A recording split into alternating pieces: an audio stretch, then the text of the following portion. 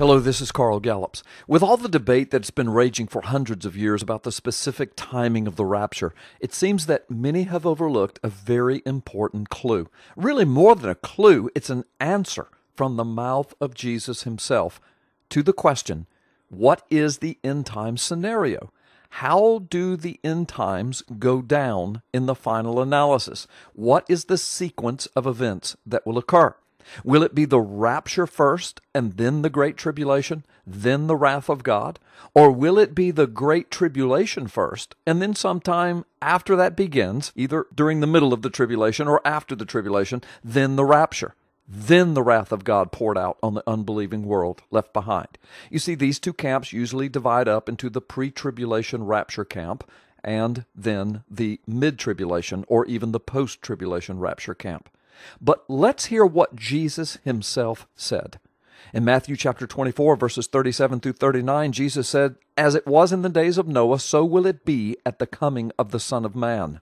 For in the days before the flood, people were eating and drinking, marrying and giving in marriage, up to the day Noah entered the ark. And they knew nothing about what would happen until the flood came and took them all away. That is how it will be at the coming of the Son of Man." And then in Luke chapter 17, verses 28 through 30, Jesus said, "It was the same in the days of Lot. People were eating and drinking, buying and selling, planting and building. But the day Lot left Sodom, fire and sulfur rained down from heaven and destroyed them all. It will be just like this," Jesus said, "on the day the Son of Man is revealed."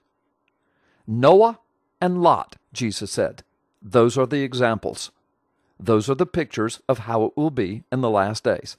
In both cases, he said, it will be just like this. So the question now is, how was it in Noah's day? How was it in Lot's day? And how did it come down? And what was the sequence of events?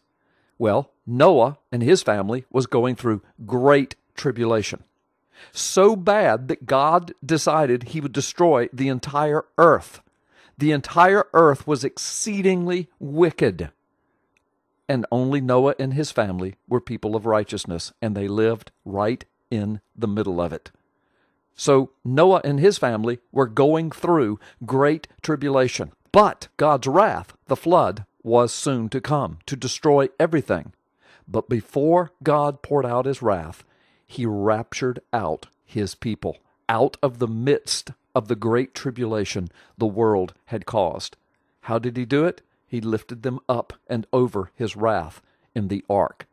And as a matter of fact, when we get to the book of 2 Peter, we discover Peter describing this event as a picture of how God is going to save his people even in the last days. When we get to the example of Lot, it's the very same scenario. Lot and his family lived in the midst of great tribulation in Sodom and Gomorrah. The land was filled with evil and wickedness and sexual perversion. But before God rained down his wrath of destruction upon Sodom and Gomorrah, he sent angels to take out Lot and his family, to rapture them, to take them away, to pull them out of the midst of the tribulation in which they had been living. Jesus said, it will be just like the days of Lot, just like this. He said it about Noah. It will be just like this at the coming of the Son of Man. He said it concerning the days of Lot. It will be just like this at the coming of the Son of Man. And so how was it? God's people were living in great tribulation. But in the midst of the tribulation, God raptured out his people and then poured out his wrath of destruction on those left behind.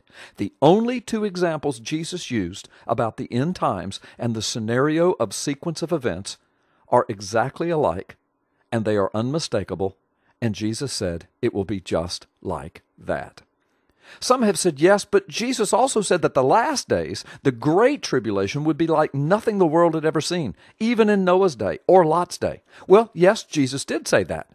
But his saying that is simply a description of how tough the times will be in the last days. He never says, therefore, since it is worse than Noah or Lot's days, my children will not have to endure tribulation. No, as a matter of fact, he is merely warning us of the times that are to come.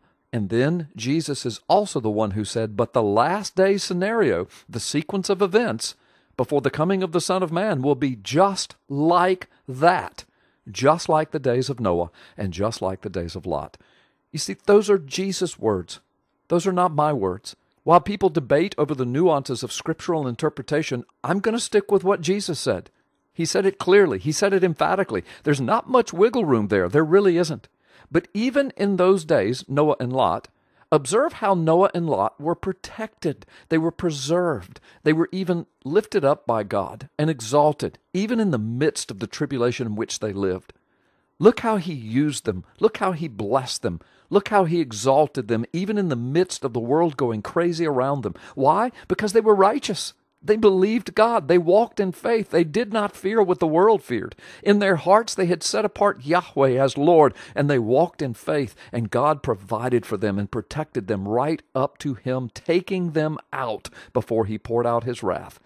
You see, this issue is settled for me. Tribulation, then rapture, then the wrath of God. Why is it settled for me? Because Jesus said it will be just like that in the last days. I pray this has helped you to understand this controversial matter a bit more clearly. Even so, Lord Jesus, come and come quickly. Maranatha.